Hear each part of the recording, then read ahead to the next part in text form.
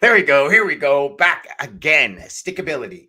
What is it? Here's the fact. Most of us quit when we're 3 feet from gold.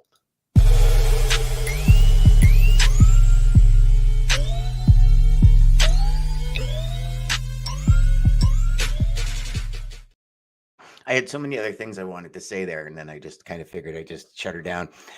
Ryan, What up? what do you think of when you hear the word stickability? I thought this was a funny word. So I don't know. I really don't. I started thinking about stickers. I started thinking about tape. I started Yep. thinking about Yep. Yeah. but I guess maybe that's what it kind of is. But I didn't even know this was a word. So I thought maybe this was like graphic canality, Geographic anality? No. So Yeah. here's the thing. I didn't know it was a word either. So Greg Reed, who him and Sharon Lecter wrote Outwitting the Devil by Napoleon Hill wrote it. They annotated it and put it out online. So they work with the Napoleon Hill Foundation. And Greg Reed wrote a book called Stickability. And what he talks about in the book is that ability for us, right? Like I wanted to kind of direct this more towards salespeople and what they're doing today. And it comes down to, how do you know if something's working or not, right? Like when it comes to your business, when it comes to your sales, when it comes to everything, and sticking through the challenges for the bigger picture, right? And in essence, that's what stickability is. And if you haven't read Think and Grow Rich, there's so many stories in it about stickability. So Greg Reed kind of expanded on that. And it's a word where, I mean, you know me, when it comes to words, I really like the word. I think it's a pretty cool word. Yeah. But more importantly for me, after a lot of reflection and stuff this weekend, I realized that stickability in our life, for every part of our life, is such a key foundation to build. And I truly believe, Ryan, we need to build the life that we want, right? I think we can all agree on that. Yeah. And the stickability towards it is things like when you have this idea and it seems really cool and you're like, yeah, I'm going to do this. And then like a couple of weeks later, it kind of fades off, or you hit this road bump. So it goes to the sidelines and comes back. And it's like, what are you doing to stick with your life and the big dream that you had?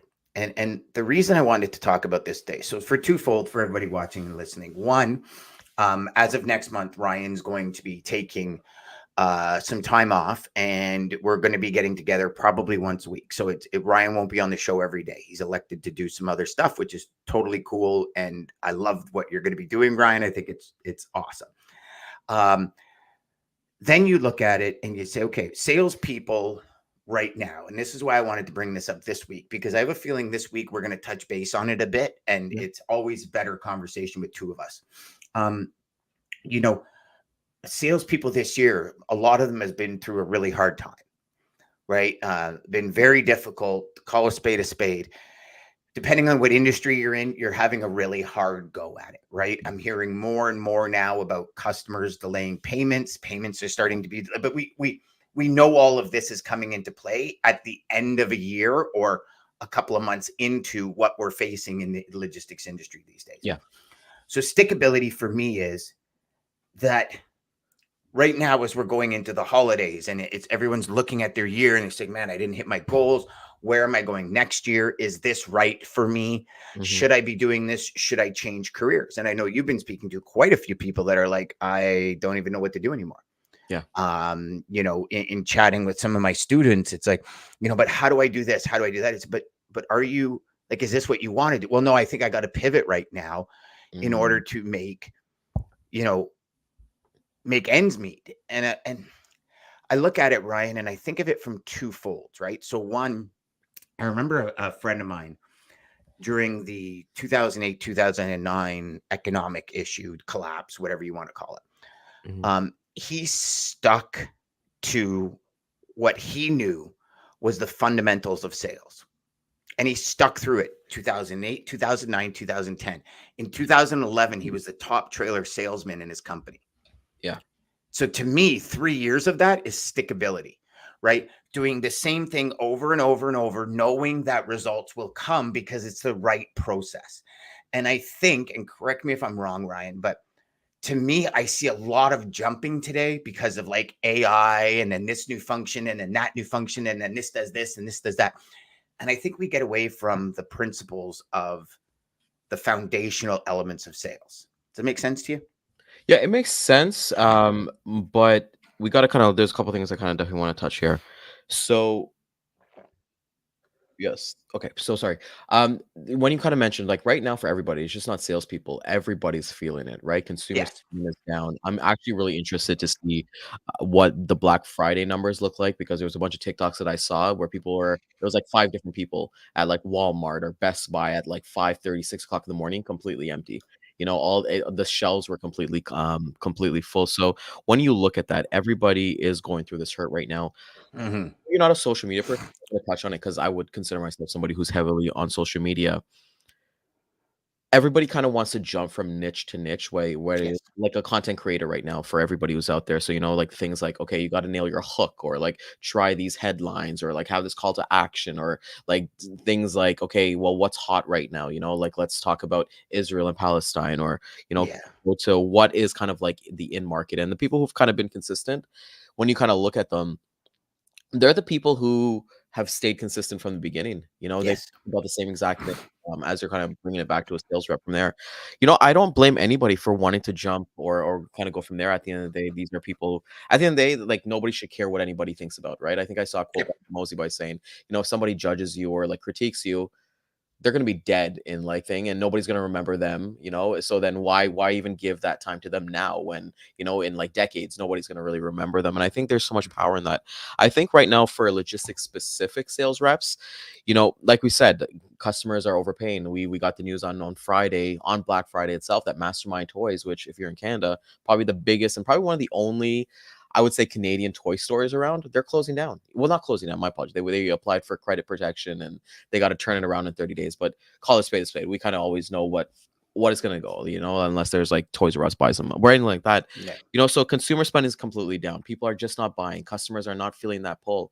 I think I saw something where the US government, for brokers, they have to be credit worthy for carriers to work with them in terms of like detention. I think it was they passed that law. I think Dean could talk attest to it. So right now everything's getting tighter, which Yeah. makes sense.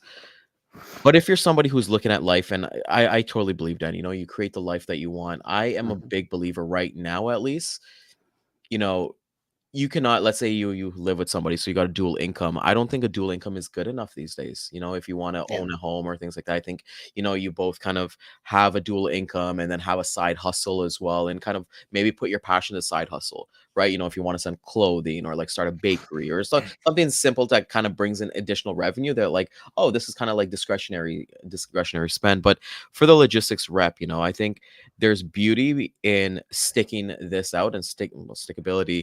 And saying this because this is the one industry where I would say it's recession proof. Like I go on the freight broker Reddit, the subreddit on Reddit, and it's all doom and gloom. But these are American guys who are kind of like cradle to the grave and fighting for the race at the bottom. Dean's here every Wednesday saying that, look, the numbers that we're talking about, this is just a race to the bottom, but the Yeah. contracted freight, the good freight, that doesn't hit load boards. So how do you have those conversations? Like I can't talk about this because I signed an NDA, but there's a couple of cool shipments that we're going to be doing that, had I not dug in deeper or like try to have those conversations with people that would have been like, hey, you're a little bit crazy, we wouldn't have had this opportunity to quote and win Yep. on these.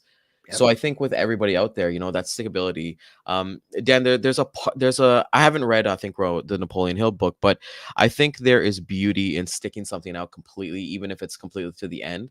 But Yep. you don't want to kind of like, stay with the rats. If they say, when a boat goes overboard, the rats are always the last ones to leave. But I think, when you and I have always discussed about thinking about in decades, for our lives. So right now, short term, right now, you're probably thinking, times are tough and things like that. But if I Yep. think in 2030 and when I reflect on 2023, I'm going to be like, oh no, my big break was in 2024, 2025, 2026. Doesn't matter when my big break was, it doesn't seem that bad. And I know it's hard for anybody who's watching out here to be like, okay, yeah, you and Dan can be optimistic, but both Dan and I, we sell. Like I can honestly say this, like I'm having really good, and good for me. This is not a bragging thing. I'm never going to say, you know what, I'm better than whatever. I'm just saying it is doable, with all the doom and Hmm. gloom that's kind of going out there, like stick to it, find your niche, find whatever you enjoy doing. And, there's customers everywhere. Hmm. I'll say I don't like to gatekeep stuff anymore, Dan. I think we're here to help. We're here to help reps, Yeah. and a part of it, maybe before I would have gatekeeping this, but for me right now, Dan, like I go on like Indeed. I'll type in logistics managers, figure out who's hiring for a new company, call that company, have a conversation with them. Not even mention the ad, just genuinely have a conversation with them and see what they're kind of doing. The Hmm. second thing that I would do, like for leads, is just kind of look around, like look at like Q3 numbers, look at Q2 numbers, see what they're talking about. A lot of these conversations for earnings calls are going around supply chain and logistics. So Yes. there's an opportunity for everybody, Dan. I think that stickability is where we kind of go from, just being a full truckload person, whether it be cross border, domestic US or domestic Canada, kind of being a real expert. Right. You look Yes. at a real estate agent, they don't only sell us like homes. Like, let's say I went to a real estate agent who's my buddy. Everybody has real estate. They're not just gonna be like, oh, you need a 4-bedroom house when you need a condo. They can talk to a condo. They can talk to like a business venture. They can talk to a home. So why don't we do that in logistics? In my past couple months, Dan, I've been kind of looking at parcel, looking at door to door stuff, like looking at warehousing. When I got in the industry like 6, 7 years ago, those things were, oh, you do that? Oh, I'm sorry, I can't help you. Yes. Conversation over. So Yeah. I think like with that stickability is that fact of when to quit, because I know it's a hard conversation because we can't tell you, hey, go 6 months at this, you're not getting any results, and you've got a mortgage, your mortgage is coming up, you might got a baby Yeah. on the way, you've got Yeah. priorities to do, so you got to do what you got to do. But there is a beauty in specifically this industry. And I really learned that during COVID, where, this is like everybody was making money, but I was like, why this is in Canada, like my wife, my sister, my mom, they were all home getting like the serve money, which is completely fine. And then there's me like still banging out away because like our industry is our industry. So Hmm. just coming back to your point, I think it's extremely important to look at where you are and be honest with yourself as well, brother. Yeah.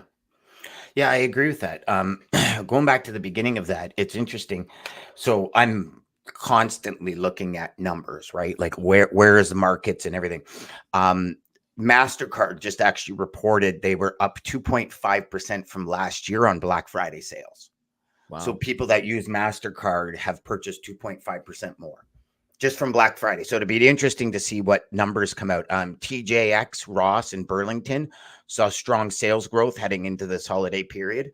Yeah. So there's, it sounds like um, things are happening. So it'd be Yeah. interesting to see come the end of this week, like with Black Friday, Cyber Monday, really the big push for holiday spending towards the end of the week this week we'll really see what it is because people will extend the savings until the end, right? 100%. Um, so to see 2.5% considering the markets, huge. In talking to a student this morning, um, he was looking at, and it was interesting because when we were talking, he was saying, Dan, everything seems to be off. And I said, Mm. what do you mean? He says, like, all the numbers I get are off. And I said, where are you getting your numbers? And he says, well, we kind of go by the calculations that the systems we use are giving us. And realizing that the systems he used, so he's trying to quote spot freight and he's using contracted rates to quote spot freight instead of making phone Oh, calls. yeah. And so that's kind of where because, and one of the big reasons for today's show was the fact that he was so frustrated. Hmm. He's like, just nothing seems to work. And I looked at it and I said, okay, well, show me what you're doing. And he showed me and I said, you see, here's the issue is you're comparing apples to oranges. Spot rates are always below contract rates. They're months behind. Yeah.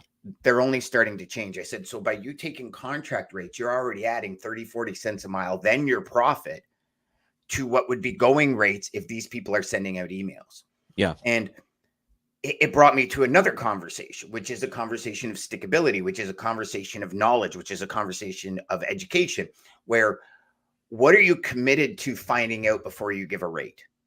Right. Mm. And so we started talking about that. And I realized that this idea of stickability just isn't in as a general, I'm going to be a freight salesman point of view. It's in every part of our business where it's like, do you have the stickability factor? Are you going to educate yourself? Are you going to become the best at this, and this in order to either cut prospects off or say, okay, we've got a way to move forward? Because what this individual is saying is that, the sales timelines are lasting like 6 to 7 months. Yeah. And In Did he analyzing it, I out of realized curiosity, did he go over like, the type of customers that he's kinda going after? no, Like, you did see, he so didn't share? so this is the thing is when Mm. I started asking, Yeah. it was all over the map because there was no stickability in that field. He says, "Well, I used to do this, but business Uh, started slowing down, so I went to a new industry." And I said, "But when you were in this industry, what were kind of the steps that you made sure you knew prior to even giving a rate?" He said this. I said, "Well, what are you doing over here?" He says, "I'm just giving rates." So mhm, he saw the disconnect, right? yeah. So it's that, like, don't get me wrong. When I was in corporate, I had kind of three specialties that I focused on, but I made sure to have stickability in each one so I understood what was going on, right? Yeah. Because you got to be able to speak intelligently about the markets you're in, Yeah, yeah, right? you can't just go and talk about anything, and I think Exactly. and I feel like that might have what I don't know what it's like because like we always kind of come back to this. Like I've said when I first got in the industry, I was transactional. So I'd go from Yeah. pork to like kids' Yeah. toys to blah blah blah and things like that. And there was as long as I can move the freight A to B and things like that. And I think, the As reason long why as I you can asked make a you that profit, it was business. is business, right? And that's why I asked that question about, his types of customers, because a 6 to 7 month, that looks to me like a Fortune 500 company, right? It's not like your little mom and pop place. Like for me, I would easily take 10 customers who ship 2 or 3 times a week rather than one that has like a schedule. And then, hey, maybe this might get canceled. This might be canceled. Yeah. Like the bigger the name, I kind of Yeah. figure it out. And I always look at the onboarding process, Dan, when I'm looking at customers, right? If the onboarding process is, we talked about rates, we're going to get started. If it's just like 1 or 2 people, I love that. It's golden, right? Because it's going to be that person's empowered. But when it has to go through whenever I hear it has to go through legal, I'm like, shit, okay, this is gonna take a long Yeah. time. All the red lines and all that stuff. But coming back to it, like for me, I love the three industry, and we always talk about the power of three. I really do believe Yeah. that. I think right now, with during COVID, I had to shift. I literally had to shift because I did show freight. There was literally no freight. Yes. So Yep. for me, I went into like pet food, refrigerated and like baked goods, and sorry, and retail. And those three, it's on me to study, right? Like I Saturday Yes. morning, I spent 4 hours in the morning quietly just reading up on news. And I think that's where we kind of need to get to and talking to Yes. people like humans again, because I'm having a lot of I don't know if it's because of the show or me posting a little bit more on LinkedIn, but I'm talking to logistics managers and there's no ever conversation about, hey, what do you move or anything like that. It's just like human to human. Like if it was like me Yes. talking to you or me talking to whatever. So I think with everybody who's watching out there, if you're finding you're having trouble right now, just start making content. Even as simple as Yeah. Dan just pulled up that article about MasterCard, like being up by 2.5%. I would literally take that article, make a post and say, look, MasterCard's up. What did you buy for Black Friday? And start a conversation by that because Yeah. people want to talk and do business with people who are not asking for the business, but people who are just curious to have conversations with. So I Yeah. don't know. I think the industry itself might need a new. Not a haul because there is very extremely successful people in right now doing the things, but they're not the ones who are like coming to you or coming to I saying like Hmm. we're having a tough time in this market. Every Hmm. top performer I've talked to, Dan, they said yeah, it's a tough market, things have got tight, but I've added new things. I've asked Yep. for more referrals. I've Hmm. kind of tightened up my business a little bit so that, we won't have to be on the streets in a couple months. That's stickability to growth. There we go, my man. And Ryan, you bring up a very, very, very valid point. That's from the Wall Street Journal, just so everybody knows that MasterCard one. Hmm. I would take that and send it to every retail customer that I have and say, "Hey, I just read this article. Do you see this in what you guys are doing? Do you Yeah. see this in How was your Black sales?" Friday? Yeah. Right? And, What and was it? just have that conversation because here's the thing, right? Like we both know for the most part, this is not 100% across the board, Ryan, but for the most part, Hmm. if your pipeline's empty right now, you're probably not getting new customers till the new year. You might have some hot leads that transpire into business because whether it's a influx in freight where they might not have the people to cover it. Complete transparency with my logistics business has dropped immensely, Mm. not from anything we've done. I just happen to be more in a construction industry, It's seasonal. and Yeah. Yeah. raw materials, no, raw materials are literally almost non-existent. Yeah. And everyone I speak to is like, "Dan, I friggin' wish. Like, we have no our suppliers out. This supplier's closed their doors. This supplier's Yeah. out. We don't know where." And I speak to my customer, and they've got hundreds of millions of dollars in sales backed up because they can't deliver the goods. Yeah. And so we're all sitting here, and what I'm finding is customers, and this is one thing for all you salespeople out there that you've probably found, but what we're finding is customers are trying to keep their incumbents happy, so that we're dividing freight up where we used to Mhm. have 15, 20 loads a week. Now we're getting 3 to 4 loads a week, but they're trying to keep all of their incumbents happy because they know it's a slow season, but they're also very aware things will turn at the drop of a dime, like they do in logistics. Like you look at COVID, 100 trucks to every, or 100 loads to every one truck, and all of a sudden it feels like in a week things flipped. Yeah. Like it literally feels like, and I know it's been longer now, but it feels like last week we were fighting and paying 3 times the amount of money to try and compete on getting a truck, supply and demand, right? And they know it's going to flip. Yeah. So this is what, so on the flip side, you got one side of it where it's like, thank you, Mr. or Mrs. Customer. And we really appreciate that because this is long-term development. And then you got the flip side where salespeople are calling saying, can I get involved? And they're going, well, I just don't have the business to keep my incumbents happy. Never mind bringing somebody new in. So Yeah. I do think this part of our industry, Ryan, like most industries, I think it's a cleansing, to be honest with you. We go through it pretty much every decade. I mean, you can But I see it think all that in almost every I think there's decade a where we go cleansing, but through I some. think what I like to look at this, I look at this. I'm a big sports guy, as everybody kind of knows. I look at this kind of like the off season, this time. So this is the off That's a season good when way to put it. the championship has been done, and you got free agents, you got draft, you got coaches moving, you got all the moving parts of an off season, the 2 to 3 months, and that's why I'm personally kind of like taking like a little bit time off to myself, just because I'm like, for me, I understand that there's not going to be any new customers that I'm going to be lining up, and that's not really my intention because like I like to kind of move slow and then move fast.